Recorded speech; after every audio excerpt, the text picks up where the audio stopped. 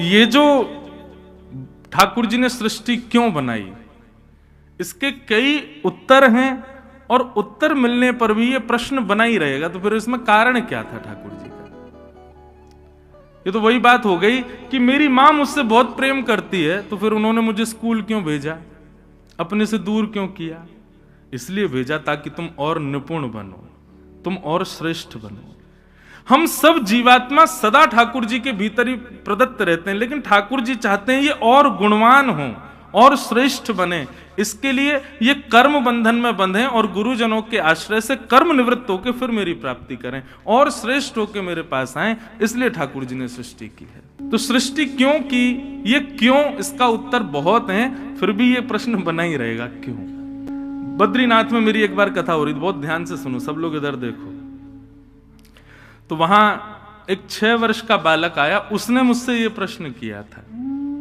उसने मुझसे ये कहा कि हम लोग जन्म लेने से पहले भगवान के पास थे। मैंने कहा, उस बालक का मुझे आज भी चिंतन इसलिए होता है क्योंकि उस बालक के साथ एक ऐसी घटना हुई थी।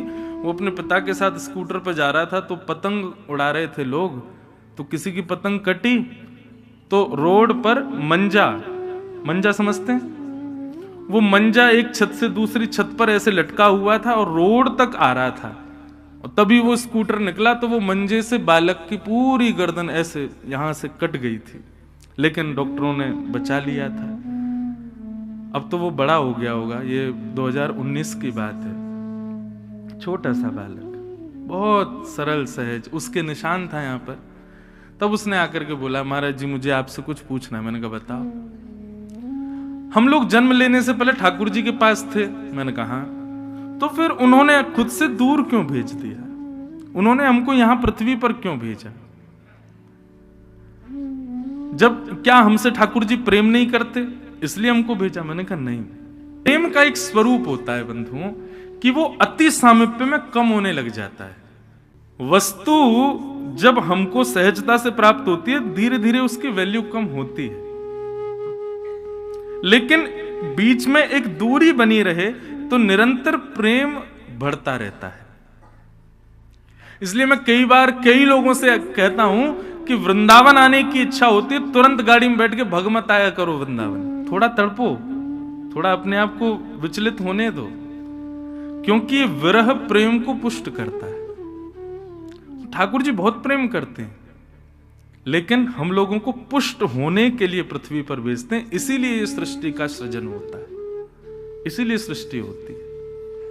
एक प्रकार से भगवान ने ब्रह्म ने सृष्टि क्यों बनाई, इसका प्रश्न यह भी हो सकता है कि बालक अपने माता पिता से पूछ रहा है, आपने मुझे जन्म क्यों दिया? बालक अपने माता पिता से पूछ रहा है कि आपने मुझे क्यों बनाया, और बनाया था तो मैं आपका प्रिय हूं, आप सदा अपने पास रखो, मुझे दूर क्यों भेजते हो?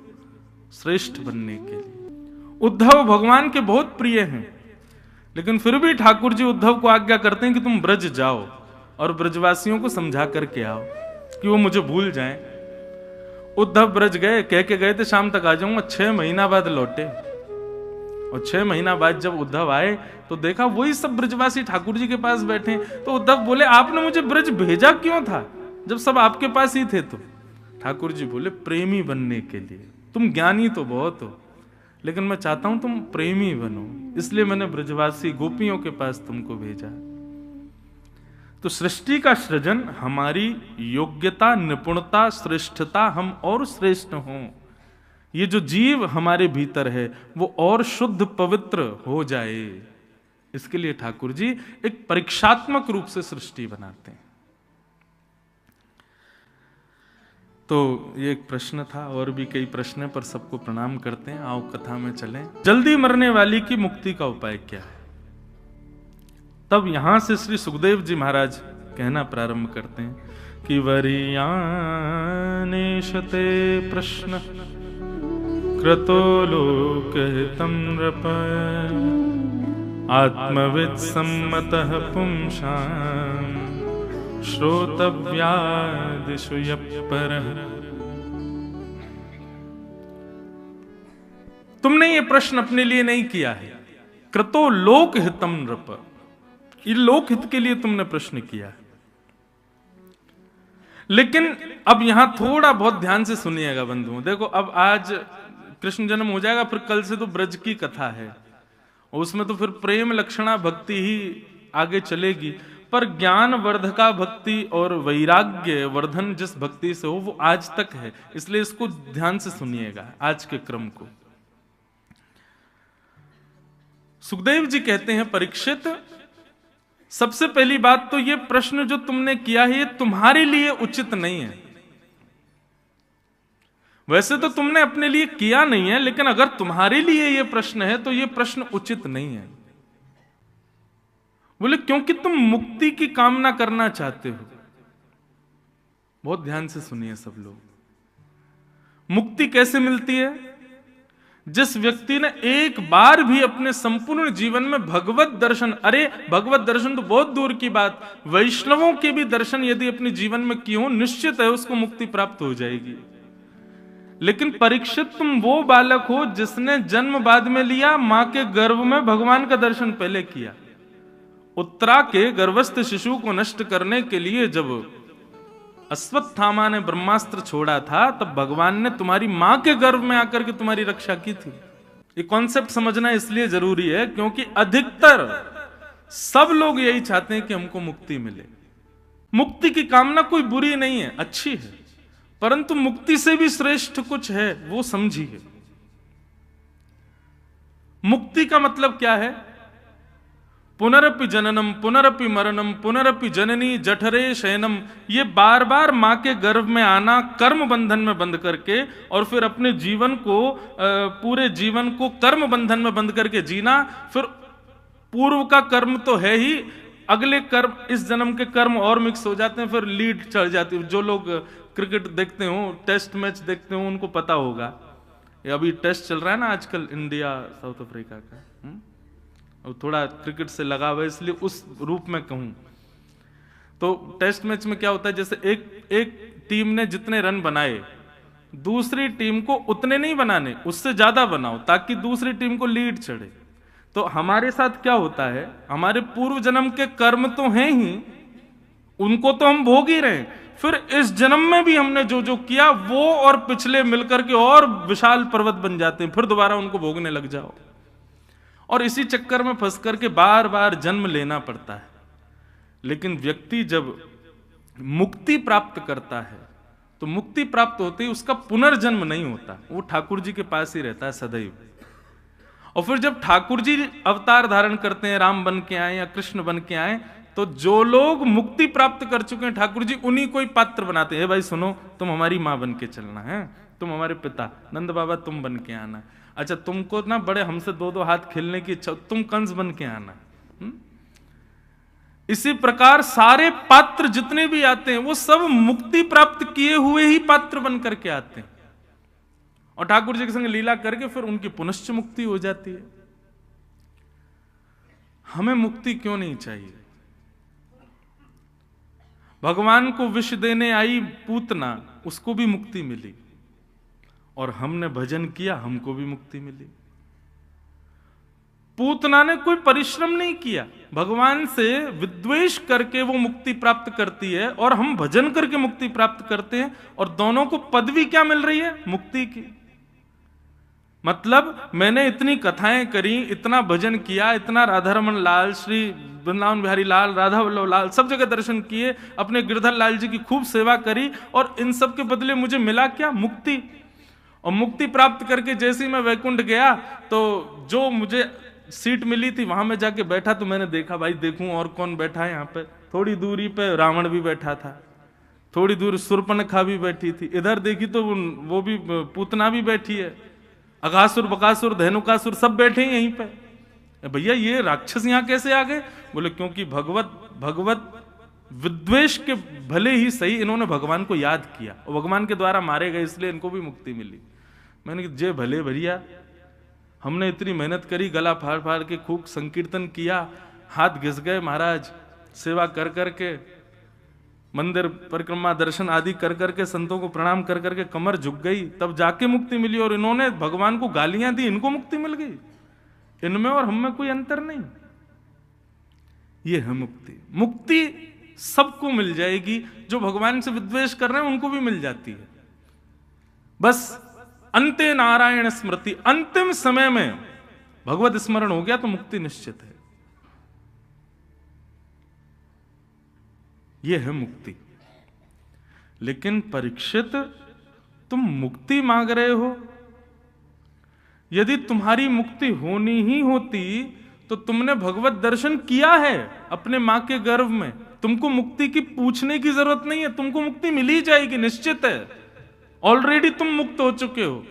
लेकिन फिर भी सोचो, एक ब्राह्मण ने तुमको श्राप दिया तो ये नहीं कहा कि आज शाम को तक्षक सर्प डस दे। उसने 7 दिन की तुमको अवधि दी, 7 दिन को तुमको समय प्रदान किया। इससे क्या समझ में आता है? तुम मुक्ति कामना के लिए नहीं तुम्हारा जन्म हुआ है। भगवान ने तुम्हारे मां के गर्भ में तुमको इसलिए नहीं बचाया कि तुम मुक्ति प्राप्त करो, इसलिए बचाया कि तुम कुछ श्रेष्ठ करो। परीक्षित बोले, वो श्रेष्ठ कर्म क्या है भगवान?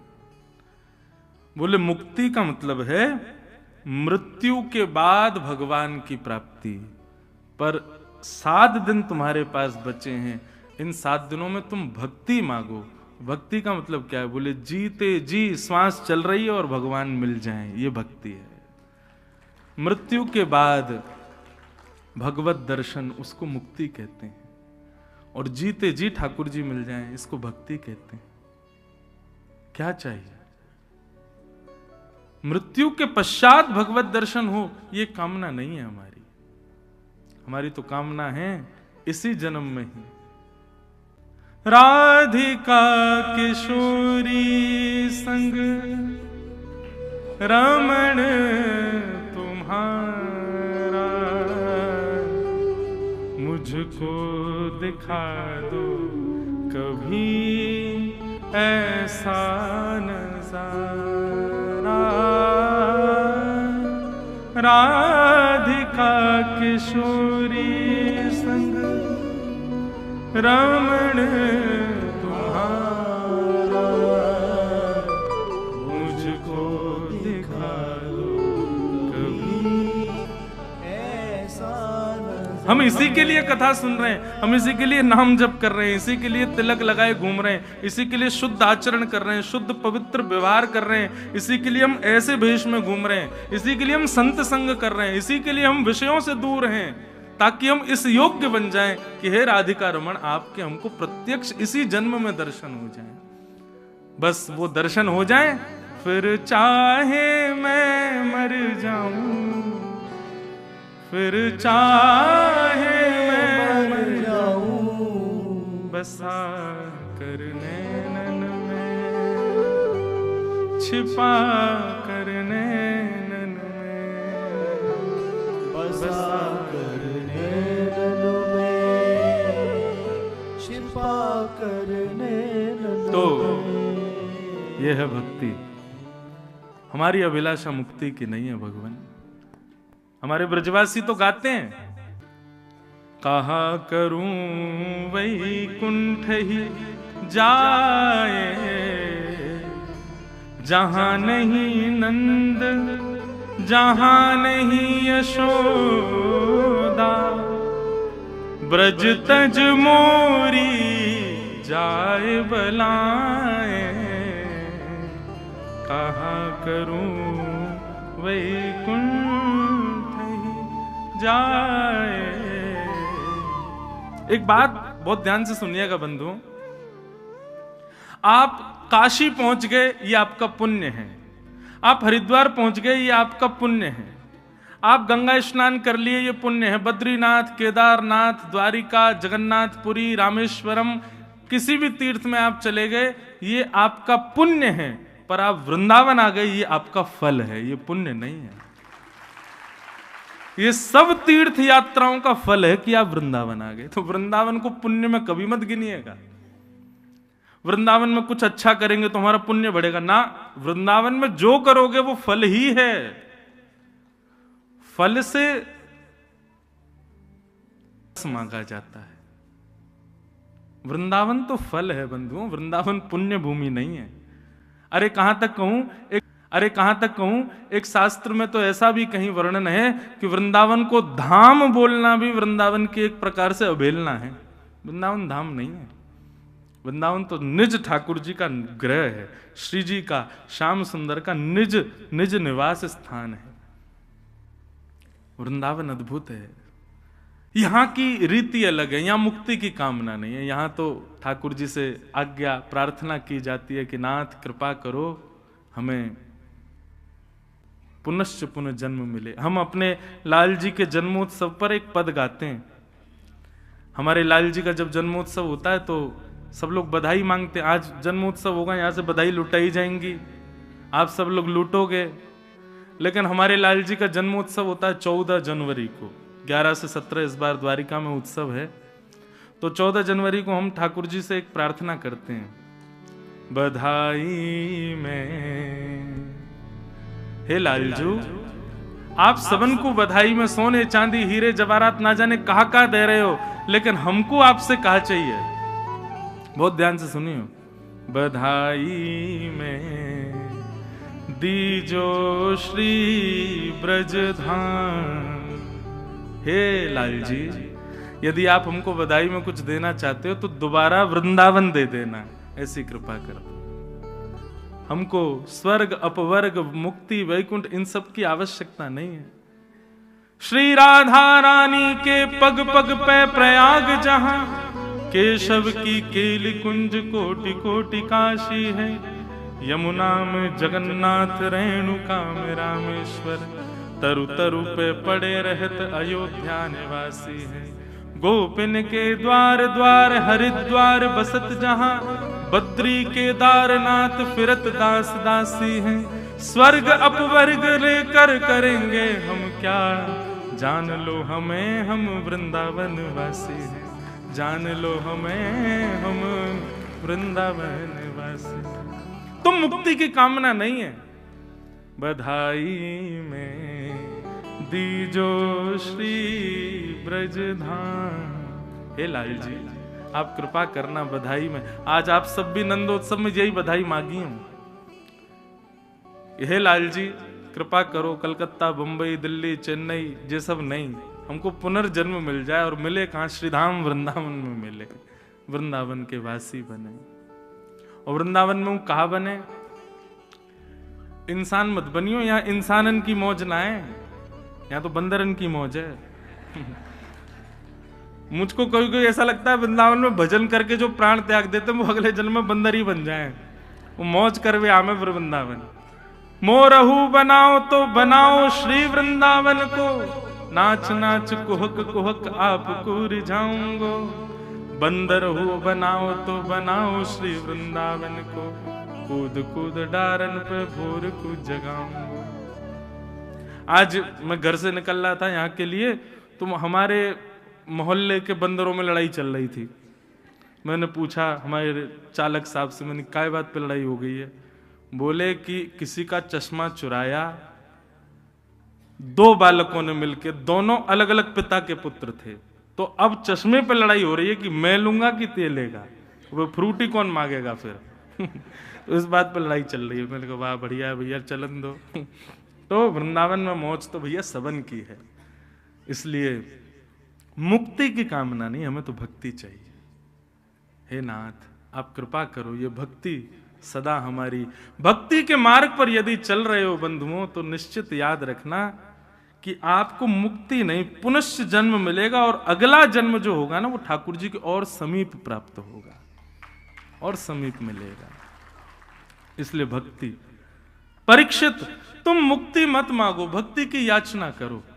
जीवन के केवल 7 दिन बचे, 7 दिन बाद तक्षक सर्प मुझे डस देगा, मेरी मृत्यु हो जाएगी। आपसे प्रार्थना है 7 दिन हो उससे पहले पहले श्याम सुंदर के प्रत्यक्ष दर्शन मुझको करा दीजिए, ऐसी भक्ति मेरे हृदय में प्रकट कर दीजिए। तब यहां से भागवत श्री सुखदेव जी कहना प्रारंभ करते। तो कर्दम ऋषि ने एक वरदान मांगा। यहां जितने भी वैष्णव अब विवाहित व्यक्ति बैठे हैं, बहुत ध्यान से सुनना इस प्रसंग को। जो वैष्णव हैं, ठाकुर जी की सेवा करते हैं और अभी अब विवाहित हैं, बहुत ध्यान से सुनो। कर्दम ऋषि ने भगवान से क्या मांगा? हजारों वर्ष तक तपस्या की, और तपस्या करने के बाद जब भगवान प्रसन्न हो गए, बोले मांगो वरम ब्रूयात, क्या चाहिए? तो कर्दम ऋषि ने हाथ जोड़ करके जो वरदान मांगा है, अद्भुत, कि तथा सचाहम परिवोडु काम समान शीलाम ग्रह मेध धेनु उपेवान मूलमशेष मूलम दुराशय काम द्रुदांगे पश्य। कर्दम ऋषि कहते हैं, भगवान मैं आपसे जितना प्रेम करता हूं ना, मुझसे ज्यादा आपसे प्रेम करने वाली एक कन्या से मेरा ब्याह हो जाए, ऐसी कृपा मुझ पर कर दो। मतलब मैं आपकी जितनी सेवा, जितना भजन, जितना आपसे स्नेह करता हूं नाथ, मुझे विवाह करना है, गृहस्थ आश्रम में जाना है, पर मैं चाहता हूं कि जो मेरी पत्नी हो वो मुझसे भी अधिक आपसे स्नेह करने वाली हो। ये 1000 वर्षों की तपस्या का केवल यही वरदान मुझे चाहिए। भगवान के नेत्रों में आंसू आ गए, श्रीमन नारायण के नेत्र सजल हो गए। कर्दम ऋषि को अपने हृदय से लगा लिया, बोले वाह कर्दम, ये क्या मांगा तुमने? ये 1000 वर्षों से एक पैर पर खड़े होकर तपस्या तुम इसके लिए कर रहे थे? बोले हाँ भगवान, मुझे एक योग्य भक्त पत्नी मिले, इस ऐसी कृपा मुझ पर करो। आजकल बंधुओं बड़ी विडंबना है, वैष्णव होना, ठाकुर जी का भक्त होना बड़ी चिंता का विषय बन गया है। कहां तो युवा भक्ति मार्ग में आएंगे नहीं, और आते हैं तो उनके माता पिता बड़े चिंतित हो जाते हैं, क्योंकि मैं जगह जगह जाता हूं, इतने सारे बालक सुनते हैं कथा, आते हैं मिलने, उनके माता पिता कहते महाराज जी इसको समझाओ, बहुत भक्ति करता। मैंने कि तो इसमें दिक्कत वाली क्या बात? मैंने कि कोई माता पिता यूं कहे कि हमारा बेटा बहुत पीता है, बहुत खाता है, मैंने तो समझ आए, भक्ति करता है, इसमें समझाने की क्या बात है? नहीं महाराज जी, अब इसका विवाह होगा, अब कहीं इसका पति या इसकी पत्नी वैसी नहीं मिली तो? अरे खाने पीने वाला होता, खाने पीने वाली मिल जाए तो चलेगा, उसके अकॉर्डिंग तुम खाने पीने वाले बन जाओ, लेकिन हम वैष्णव हैं, हमको वैष्णव पति नहीं मिलेगा इसलिए हम वैष्णवता छोड़ दें, ऐसा तो नहीं। इसलिए हमने अपने गुरुदेव से भी आज्ञा ली और एक संत से भी हमने पूछा, मैंने कि भैया कई लोग ऐसा भाव रखते हैं कि गृहस्थ आश्रम में तो जाना है, हम वैष्णव हैं, कंठी माला पहनते हैं, तिलक लगाते हैं, ठाकुर जी की सेवा करते हैं, अब हमको वैष्णव परिवार मिलेगा कि नहीं, क्या करें? तो हमने एक उपाय तो बताया कि कर्दम ऋषि का ये मंत्र याद कर लो, इसका रोज ठाकुर जी से निवेदन करो, और ठाकुर जी से क्या कहो, हे ठाकुर जी, हम आपसे जितना प्रेम करते हैं, हम आपके जितने नाम जप करते हैं, उससे अधिक आपसे प्रेम करने वाला, नाम जप करने वाला हमको जीवन साथी प्राप्त हो, ऐसी कृपा करो। और दूसरा, जितने भी वैष्णव बालक हैं जो लाइव भी सुन रहे हैं, अपने बायोडाटा में ये भी मेंशन करो कि हम तिलक लगाते हैं, हम कंठी माला पहनते हैं, हम 108 नाम जप रोज करते हैं, हम ठाकुर जी की नित्य सेवा करते हैं, वृंदावन जाना हमारी हॉबी है, इनकी कथा सुनते हैं, ये सारी चीजें मेंशन करके चलो। तो अगर खाने पीने वाला परिवार होगा ना, तो वो ब्रैकेट देखते ही कह देगा कि क्षमा करें, हम ब्याह नहीं कर पाएंगे। लेकिन योग्य परिवार होगा तो आपके सामने हाथ फैला करके प्रसाद के रूप में आपके पुत्र या पुत्री को मांगेगा कि ऐसी संतान हमारे घर में आए, कृपा करो। और सबसे बड़ी बात है भैया, ठाकुर जी से यही प्रार्थना करो, हे नाथ आपकी सेवा ना छूटे। मुझे स्मरण आता है मीराबाई के चरित्र, अभी मीरा चरित्र पर कथा थी गांधीधाम में, तो मीराबाई ने स्पष्ट कर दिया था अपने होने वाले पति से कि हम आपके किसी भी सुख को पूर्ण नहीं कर पाएंगे, लेकिन फिर भी उन्होंने मीराबाई से ब्याह क्यों किया, उसके पीछे कारण वो बताते हैं कि भैया मेवाड़ में तो मीराबाई की वजह से खूब संत आते हैं, पर हमारे मारवाड़ में नहीं आते, इसलिए मैं मीराबाई से ब्याह करूंगा ताकि एक वैष्णव हमारे घर में आए तो उसकी वजह से वैष्णवों का मारवाड़ में आना शुरू हो जाए। हम इसलिए मीराबाई से ब्याह करेंगे। तो आजकल बड़ा खतरनाक हो गया है भैया। लोग बाग ब्याह ये पहले तो ये देख करके करते खाता पीता तो नहीं है, और आजकल उल्टा हो गया है। वो एकांत वार्तालाप में पूछ लेते तुम खाती पीती हो ना, बोला हाँ तो फिर ठीक है, फिर तो ब्याह कर लेंगे, दोनों रात में पैक लगा के पिया करेंगे। बोला हाँ फिर तो हमें बढ़िया बनेगी। कितना विचित्र हो गया है संसार। कुंडली मिले चाहे ना मिले, बाकी कोई गुण मिले चाहे ना मिले, पंडित जी कह रहे हैं एक भी गुण नहीं मिल रहा है भैया तुम्हारे। कोई नहीं, हमने एकांत में पूछ लिया है, इसको भी वही प्रिय है जो ब्रांड मुझे प्रिय है, दोनों की बढ़िया चलेगी हमारी। बहुत विचित्र हो गया भैया संसार। यही तो कलयुग है, यही तो कलिकाल है। लेकिन वैष्णव जितने भी बालक हैं घबराओ नहीं, ठाकुर जी सब मंगल करेंगे। देखो अगर योग्य पति या पत्नी मिल जाए तो भगवान की कृपा, और अयोग्य पति या पत्नी मिले तो डबल कृपा। योग्य मिलेगी तो कृपा, दोनों मिलकर भजन करना, और अयोग्य मिले तो उसके पक्ष का जो प्रेम जो उसको देना था वो भी ठाकुर जी को दे देना। लो ये भी आपका। अनुकूल मिले तो कृपा, प्रतिकूल मिले तो और कृपा। पर यह मंत्र बहुत सुंदर है, इसको याद कर लो। क्या कह रहे हैं कर्दम ऋषि कि तथा सचाहम परिवोडु काम शमान शीलाम ग्रह में दधेनुम उपेवान मूलम शेष मूलम दुराशय काम दुदांग्रे पश्य। ठाकुर जी इतने खुश हो गए कर्दम ऋषि के इस भाव से कि भगवान के नेत्रों में आंसू आ गए, प्रेम अश्रु आ गए, और उन्हीं अश्रु बिंदुओं से बिंदु सरोवर बन गया। भगवान ने हृदय से लगाया और कर्दम ऋषि से कहा कि हे ऋषि तुम चिंता नहीं करो, परसों तुम्हारा ब्याह होगा और इस पृथ्वी के प्रथम मानव स्वयंभू मनु की बेटी देवहूति के साथ तुम्हारा ब्याह होगा। वो मेरी परम भक्ता है, तुमसे ज्यादा भक्त है मेरी, उससे तुम्हारा ब्याह होगा। कर्दम ऋषि तो आनंदित हो गए, जय हो भगवान जय हो, मैं बड़ी कृपा हो गई मेरे ऊपर, आपने मुझे ऐसी कृपा कर दिया, अनुग्रह कर दिया। एक जगह मुझसे किसी ने प्रश्न किया, महाराज जी कर्दम ऋषि ने मांगा तो संसार भगवान से, और आप कथाओं में कहते हो कि ठाकुर जी से ठाकुर जी के अलावा कुछ मत मांगो। ठाकुर जी से कोई सांसारिक व्यक्ति भी वस्तु भी मांगनी हो ना, तो वो भी ठाकुर जी की प्रसादी के रूप में मांगो। पति हो, पत्नी हो, बालक हो।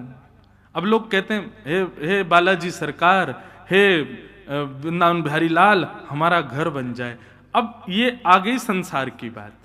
लेकिन आप बिहारी जी से कहो, हे बिहारी जी अभी आप छोटे घर में विराज रहे हो, हम चाहते हैं कि आपका सुंदर भवन हो, आप सुंदर कक्ष में विराजो, आपकी सुंदर सुंदर व्यवस्था हो, ऐसी कृपा करो नाथ आपकी सुंदर भवन निर्माण हो, आपका बने। ठाकुर जी को निवेदित करते हुए ग्रह की भी कामना होगी तो वह भी भक्ति बन जाएगा। गाड़ी की कामना कर रहे हो, अपने लिए है तो वो सांसारी है, लेकिन ठाकुर जी से कहो लाल जी आपके लिए रथ लेना है हमको, आप कहीं चलो तो रथ में बैठ करके जाओ। इस भाव से गाड़ी की भी कामना होगी ना तो वह भी भगवत प्रसाद है।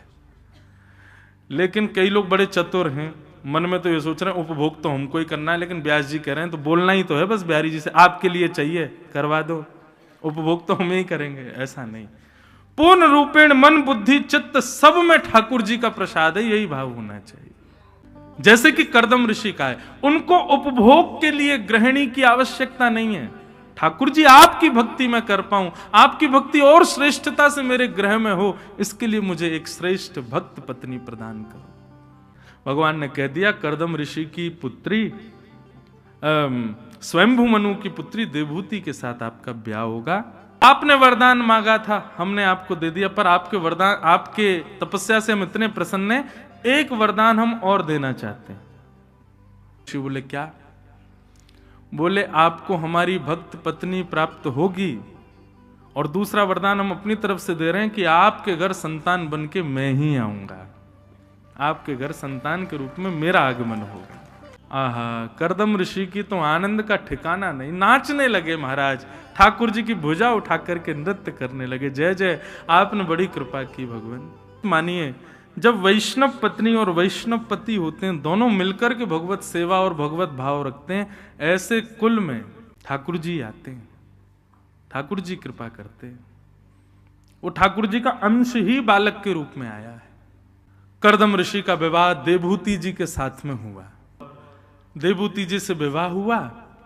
फिर ऐसी कथा आती है कि करदम ऋषि देवहूति के रूप को देखने लगे और देखते देखते महाराज उनकी 60 वर्ष की समाधि लग गई। करदम ब्याह होते ही पतिदेव समाधि में चले गए, दूल्हे राजा समाधि में चले गए और 60 वर्ष की समाधि में गए। नेत्र खुले तो सामने देखा एक वयोवृद्ध माता जी बैठी हैं। करदम ऋषि ने प्रणाम किया, जय हो मेरी मैया, हमारी पत्नी अभी अभी ब्याह हुआ था, आपने देखा? मैया ने उल्टा प्रणाम किया, बोले मैं ही हूं आपकी पत्नी। बोले आप तो वृद्ध हो गई। बोले अब आप 60 वर्ष की समाधि में जाओगे तो हम क्या ऐसी बैठी रहेंगी? करदम ऋषि तपस्वी हैं, इसलिए उनके तन पर कोई असर नहीं होता है, वे यथावत जैसे थे वैसे ही हैं। आज भी वृंदावन में बंधु ऐसे कई संत हैं, आप स्पर्श तो देखो नहीं करना, पर उनकी त्वचा ऐसी है जैसे छोटे बालक की। वो भजन करते हैं, उनका मुखाकृति भले ही उनके दाढ़ी होगी, जटाएं होंगी, उनका रूप ऐसा होगा, पर उनको देख करके कभी लगेगा ही नहीं कि ये सांसारी व्यक्ति है। ऐसा लगेगा नन्हा कोई बालक हो। अभी हमारे घर कथा थी, पूज्य श्री रामभद्राचार्य जी महाराज, परम पूजनीय श्री रामभद्राचार्य जी महाराज, इतना सरल सहज स्वभाव महाराज जी, इतनी ऊंची पदवी पर हैं, इतने ज्ञान का भंडार, इतने विद्वान, थ्रू आउट संस्कृत बोलते हैं, 2 मिनट में संस्कृत में श्लोक बना देते, इतनी विद्वत्ता, लेकिन इतने सरल सहज स्वभाव महाराज जी। तक कोई छोटा बालक है क्या? कथा में जाने से पहले एक दिन, अब महाराज जी दिव्य चक्षु हैं, नेत्रों से देख नहीं पाते, तो बालक उनके संग रहने वाले तिलक लगाते थे उनके, तो मैं वहीं रहता था, तो नाम जप उनका चलता रहता, 2 लाख नाम रोज करते। नाम जप करके जब तिलक पूर्ण हुआ तो मुझसे बोले, इंद्रेश, और फिर मैंने कहा हाँ महाराज जी, तो अपने गाल पे हाथ रख के बोले, मैं क्यूट लग रहा हूं ना? मैंने, महाराज जी बहुत बढ़िया लग रहे हो आप बहुत प्यारे लग रहे हो। और उनके तन का स्पर्श जब हम करते, हाथ का, मुख का, चरण, तो बिल्कुल ऐसा जैसे बहुत नन्हे बालक की कोमल त्वचा होती है, ऐसी। ये सब भजन का प्रताप है कि युग और समय का क्रम हमारे शरीर पर लगता नहीं है। जितने ज्यादा सांसारी होंगे उतने ज्यादा संसारी दिखने लगेंगे, हमारे रूप में भी दिखने लगेगा कि बहुत संसारी व्यक्ति है। करदम ऋषि ने देखा कि वृद्ध मैया बैठी हैं। करदम ऋषि ने कहा, देवी आपने अपना संपूर्ण युवावस्था हमारी सेवा में निकाल दी, हम 60 वर्ष तक समाधि में रहे, आपने हमारी इतनी सेवा की। अरे आप चाहती तो अपने पिता के पास चली जाती, कहीं और ब्याह कर लेती, लेकिन आपने हमारा त्याग नहीं किया, हम बड़े प्रसन्न हैं, बताओ हम आपको क्या दें? देवहूति माता बोली, अब वृद्धावस्था में क्या देंगे आप? करदम ऋषि ने एक विमान बनाया जिसका नाम कामग विमान, और बिंदु सरोवर में स्नान कराते ही देवहूति माता पुनश्च युवा हो गई और उनके साथ कामग विमान में अनंत वर्षों तक भ्रमण किया। भ्रमण के पश्चात जब आए तो 9 पुत्रियों ने जन्म लिया, इन्हीं को ही नवदा भक्ति कहते हैं। श्रवणम कीर्तनम विष्णु स्मरणम पाद सेवनम अर्चनम वंदनम दास्यम सख्य आत्मनिवेदनम।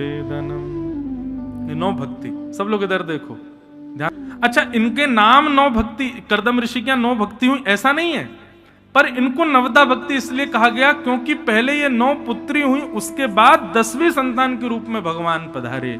इसलिए वैष्णव जन कहते हैं कि जब तक 9 भक्ति जीवन में नहीं आएंगी तब तक ठाकुर जी नहीं आएंगे। पहले नवदा भक्ति का आना बहुत जरूरी है।